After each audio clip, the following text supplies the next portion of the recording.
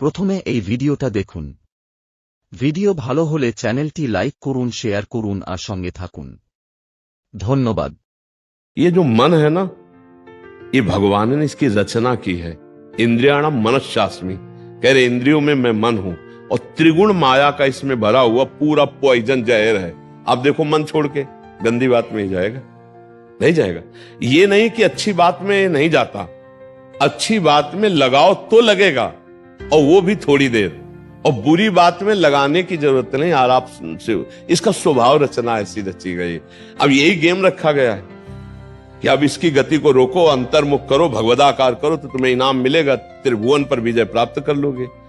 वो अद्भुत आनंद अंदर ही मिलेगा, किसी से कहने की जरूरत नहीं, आनंद मगन हो जाओगे। और उसी आनंद की खोज देखो, जब हमारा मन कहता है इस शरीर को भोग लें, इस वस्तु को भोग लें, अमुक, देखो सब अपने घर के जैसे बैठे हैं, क्या उसके भोगने के बाद मन को शांति मिलती है? थोड़ी देर के बाद फिर एक नया संकल्प बनता है, फिर एक नई, मतलब हमारी खोज अधूरी रही। वो नहीं मिला जो मैं सोच रहा था। सोचने में जैसा सुख मिलता है वैसा ना भोगने में नहीं मिलता, चाहे वो भोजन हो, चाहे वो दृश्य हो, चाहे वो कोई क्रिया हो। आप देखना, जो मन हमें सोचवा के पागल बनाता है, और जब हम उस पे जाते हैं तो वो चीज हमें नहीं मिलती है। तब लगता है कि वो यहां नहीं, शायद यहां हो, यहां नहीं, शायद यहां हो। ऐसे भटकते पूरा जीवन व्यतीत हो जाता है। बुद्धिमान वो है जो 2-4 कदम में ही लौट आवे कि गलत दिशा में जा रहे हैं, पर हम पूरा जीवन चलते रहते हैं, लौटने की बात ही नहीं आती। और यहां तक कि शरीर वृद्ध हो जाता है, इंद्रियां काम नहीं करती, पर मन वैसे ही सलाह करता रहता है। फिर भी नहीं सोच पाता कि चलो अब हुआ पूरा जीवन की शाम, अब तो राधा राधा जब कर अपना काम बना ले। लेकिन नहीं, बूढ़ा है फिर भी शराब पीता है, बूढ़ा है फिर भी गंदी बातें देखता है, बूढ़ा है फिर भी गंदी चेष्टाएं करता है, बूढ़ा है फिर भी नहीं सोच रहा कि मुझे मरना है और भगवत प्राप्ति का अब की उपाय कर लूं, इतना जीवन दे गया। ये क्या है? ये मन का केवल खेल है। वो अपने मन के गेम में फंस गया, निकल नहीं पा रहा है। अच्छा, इसमें ये हो कि चलो मन सुखी रहेगा, तो भी नहीं। आप जितना गलत करते जाओगे उतना वो नकारात्मक सोचे पैदा करता चला जाएगा, और उसका परिणाम यह आएगा कि आपको डिप्रेशन में पहुंचा देगा। मतलब किसी भी तरह से इस चैन नहीं लेने देगा। तो इसको लाना तो भगवान की शरण में पड़ेगा, तभी शांति मिलेगी, तभी सुख। बहुत गंदा, बहुत गंदा, बहुत नीच है ये, और ये बहुत उत्तम है। ये अगर सही रास्ते को पा जाए तो दूसरे के लिए अपने प्राण दे सकता है, परहित के लिए अपने प्राण दे सकता है, ये भगवान से मिला सकता है, ये सब सुख दे सकता है। बस इसको गलत ढंग से जो प्रयोग होना शुरू हुआ है, इसका ये बंद कर दे, वही बहादुर है। देखो, विरक्त मार्ग एक अलग होता है, लेकिन गृहस्थी में तो एक धर्मपूर्वक विषय सेवन की मर्यादा है ना। तो आप धर्मपूर्वक देख लो।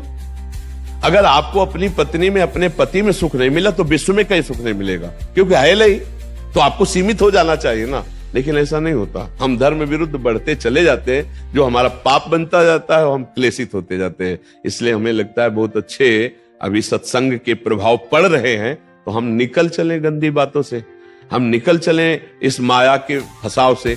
नहीं तो धोखा ही धोखा, पूरी जिंदगी व्यतीत हो जाती है। भोगते भोगते हर इंद्रियां सब नष्ट होती जा रहे, फिर भी भोग इच्छा, ये है क्या? समझो ना, पूरा जीवन हमको बेवकूफ बनाया जा रहा है। गौर से देखो, पूरा जीवन नहीं बेवकूफ बनाया जा रहा।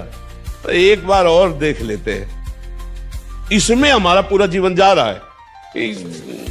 सुख तो नहीं मिला, पर एक बार ऐसे देखते हैं, शायद इस पद्धति से देखते हैं, ऐसे भोजन बनाते हैं, ऐसे ये भोगते हैं, ऐसे ये देखते हैं, ऐसा फंसाव करके रोज हमको गिराता है, रोज हमको मन भ्रष्ट करता है। कभी नहीं कहते মানুষের কর্তব্য অশুভকে প্রতিরোধ করা, কাজ করে যেতে হবে অবিরত, সংগ্রামও করে যেতে হবে, যতদূর সম্ভব উদ্যম প্রকাশ করতে হবে। এই প্রতিকারের শক্তি যাঁর আয়ত্ত হয়েছে তার পক্ষেই অপ্রতিকার ধর্ম পূর্ণ কর্ম করা সম্ভব। আমাদের দেশেই একটি লোকের সঙ্গে আমার একবার সাক্ষাৎ হয়। তাকে আগে থেকেই অতিশয় অলস, নির্বোধ ও অজ্ঞ বলে জানতাম। কোনো কিছুই জানার জন্যে তার কোনো আগ্রহ ছিল না। সে পশুর মতোই জীবনযাপন করছিল। আমার সঙ্গে দেখা হওয়ার পর সে আমাকে জিজ্ঞাসা করলো ঈশ্বর লাভ করার জন্য তাকে কি করতে হবে এবং কি উপায়ে সে মুক্ত হবে। আমি তাকে জিজ্ঞাসা করলাম, তুমি কি মিথ্যে কথা বলতে পারো? সে বলল যে না। তখন আমি তাকে বললাম, তোমাকে সবার আগে মিথ্যে কথা বলা শিখতে হবে। একটা পশুর মতো অথবা জড় পদার্থ হয়ে বেঁচে থাকার থেকে মিথ্যে কথা বলা ভালো।